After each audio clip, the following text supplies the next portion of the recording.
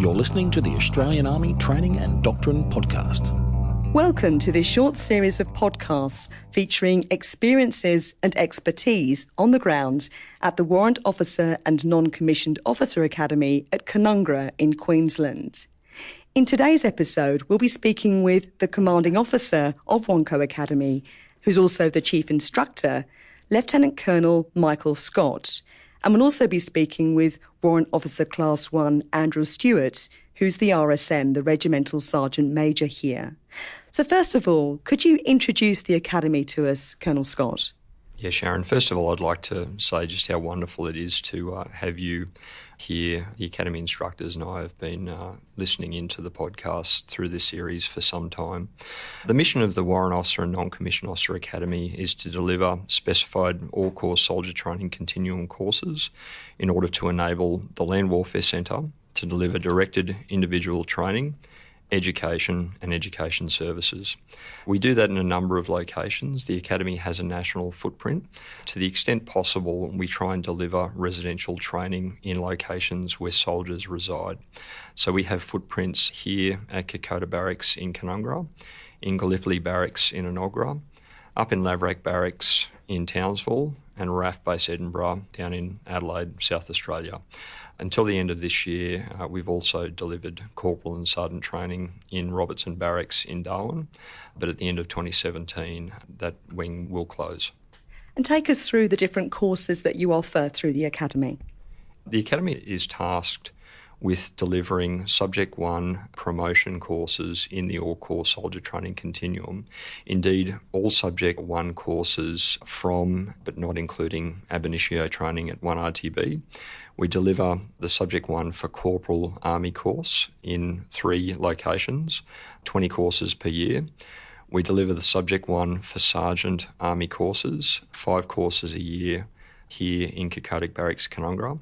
We also deliver the Subject 1 for Warrant Officer and the Regimental Sergeants Major course, which again are delivered here at Kokoda Barracks in Canungra.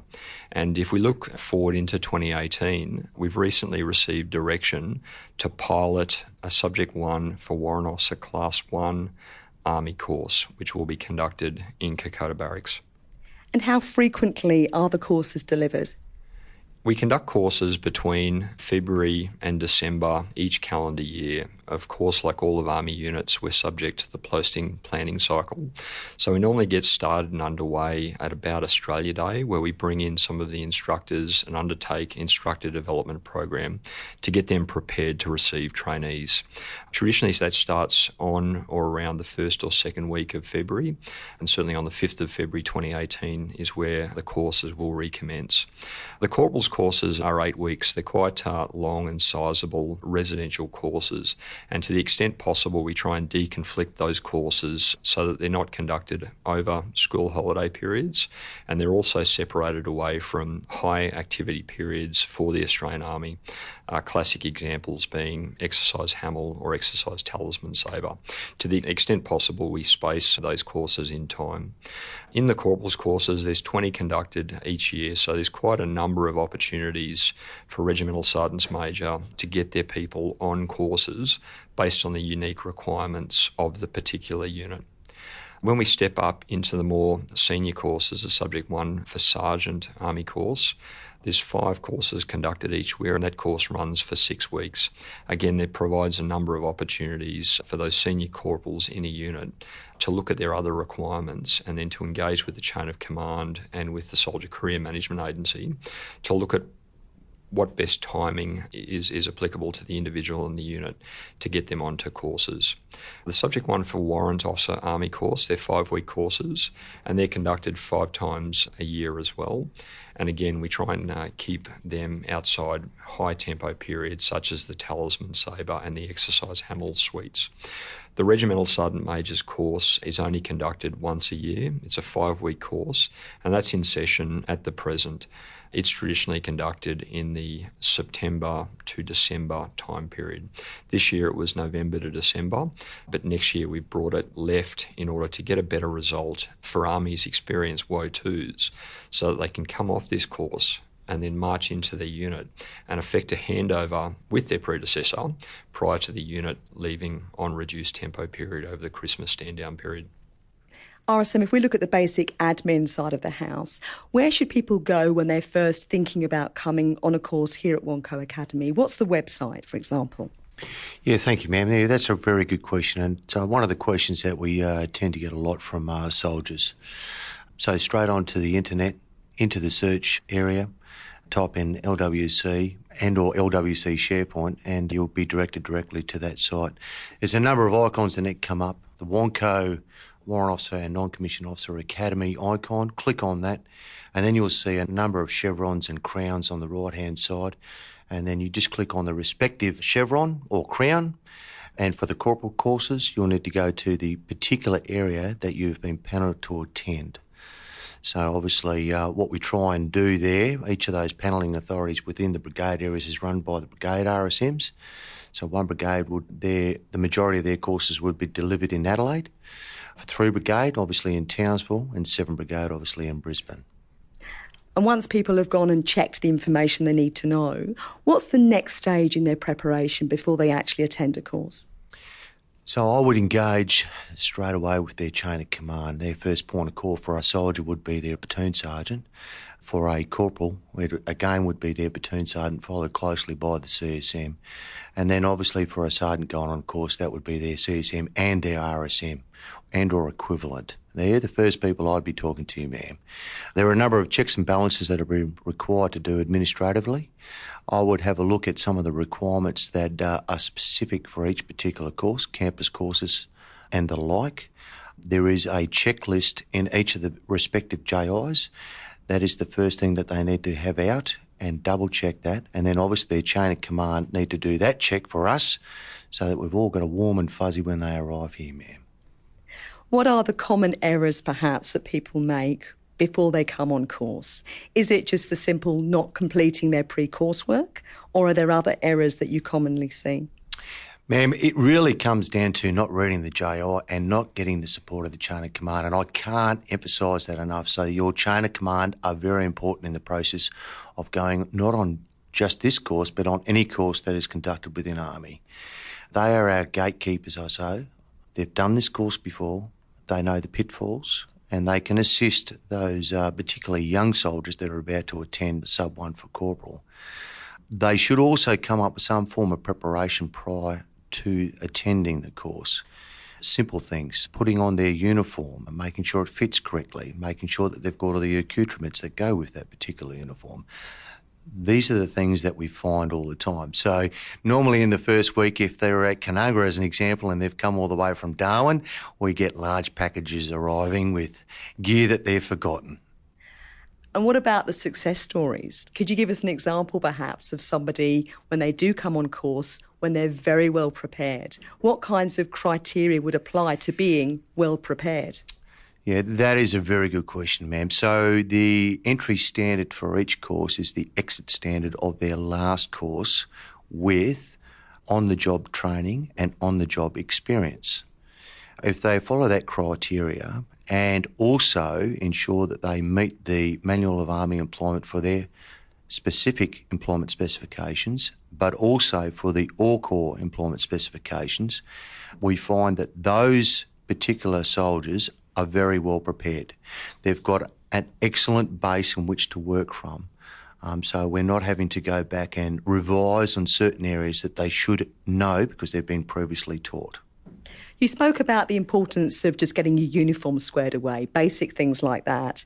What about that psychological preparation? What would you expect from people who are coming to do one of your courses in terms of being in the right place mentally?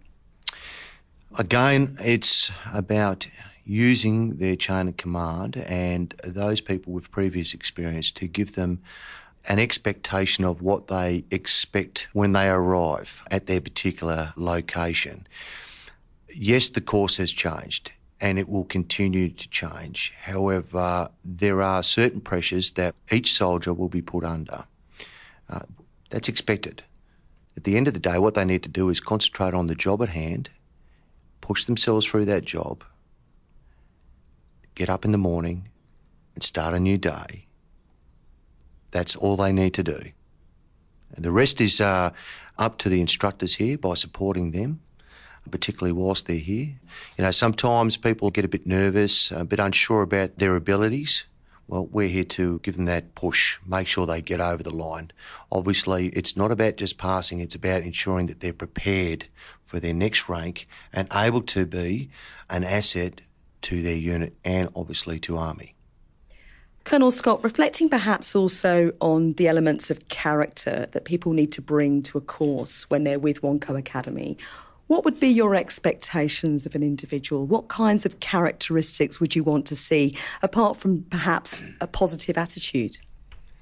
The key observation I'd give from my 2 years working with the Academy is that I wouldn't wish to see any individual trainee coming to a course expecting to turn it on, to show us something other than their integral self. I'd be looking at certain individual characteristics as humility, a desire to learn. And I think that if we keep it as simple as we can for those soldiers that are coming on the course, they need to do nothing more than understand and adhere to Army's values, and also understand and adhere to Army's contract with Australia. And I think that puts a trainee in a very good position to come intellectually prepared, physically prepared, emotionally prepared for the courses, receptive to perhaps take themselves out of their comfort zone and to be led, mentored and trained by the instructors that feel very passionately for enabling those on our courses to live up to the challenges that will await them once they're promoted and once they're doing the job back in the unit. How academic is the course, and is any kind of academic preparation or reading specifically required? I think I could say flippantly that the reading only helps if the reading is done. Clearly the courses that we offer have differences in them. The corporal's course is, and employment as a corporal is a practical business. The sort of quick decision exercises that we're wishing to see there are a young individual leading a section and undertaking tasks, so it's a practical business. But when we look at the higher echelons, certainly the Regimental Sergeant's Major course, the Warrant Officers courses, sure there is a lot of reading, but that shouldn't intimidate people. It's just an organisational and workplace requirement that when you're performing a role such as a senior non-commissioned officer or a warrant officer in the Australian Army, you've got to be across your brief. So you've got to be able to understand Army policies and governing guidelines so you can advise your soldiers, because the senior NCOs and warrant officers have such a disproportionate benefit or negative effect on their soldiers based on the advice. So there are academic components, but they are not unrealistic from what we can reasonably expect to see from sergeants and warrant officers.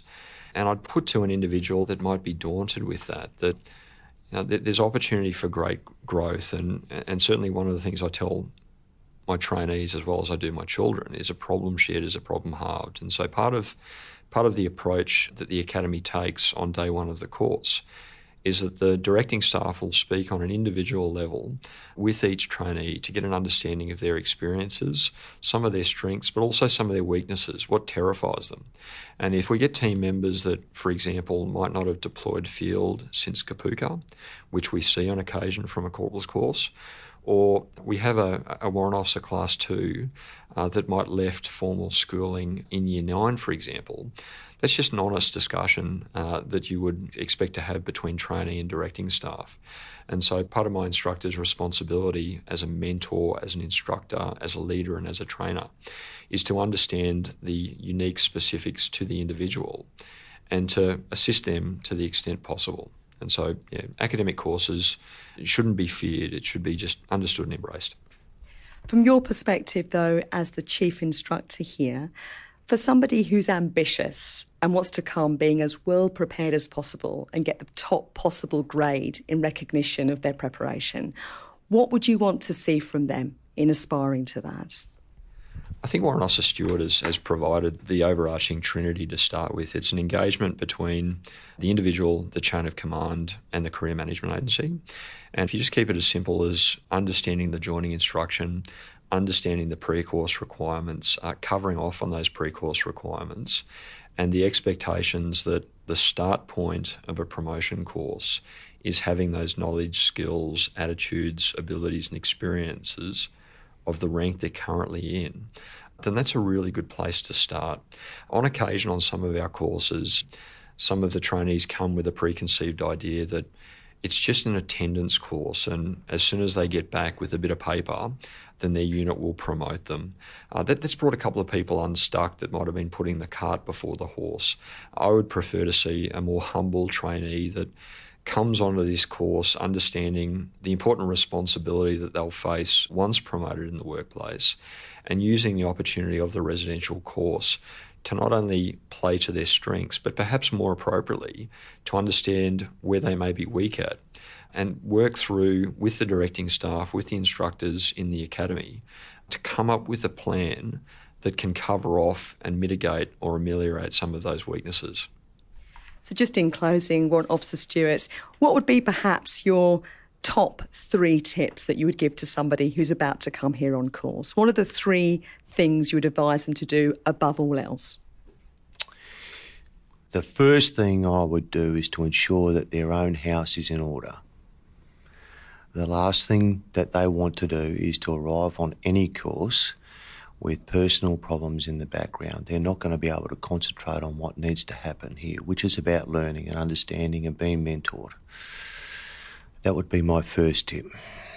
Second tip would be to prepare. Always prepare and rehearse, because each course up to WO2 next year will have a proficiency test on the first day. This is about us understanding and gauging where our trainees are at when they arrive here. If they prepare properly for that, then they are at the standard required, and that they are at a very good place to do very well on the particular course that they're about to have a crack at.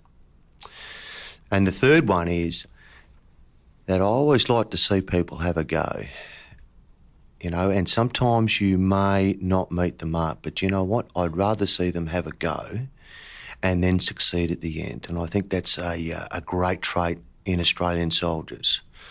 They're my 3 men. Warrant Officer Class 1 Andrew Stuart and Lieutenant Colonel Michael Scott, thank you both very much. To find out more about what to expect when you're going to be attending a course here at the WONCO Academy, listen to the next podcast in this short series. That's available on the Cove website. The address is www.cove.org.au. I'm Captain Sharon Maskell-Dare. Thank you for listening. This podcast is produced by the Australian Army and is copyright the Commonwealth of Australia.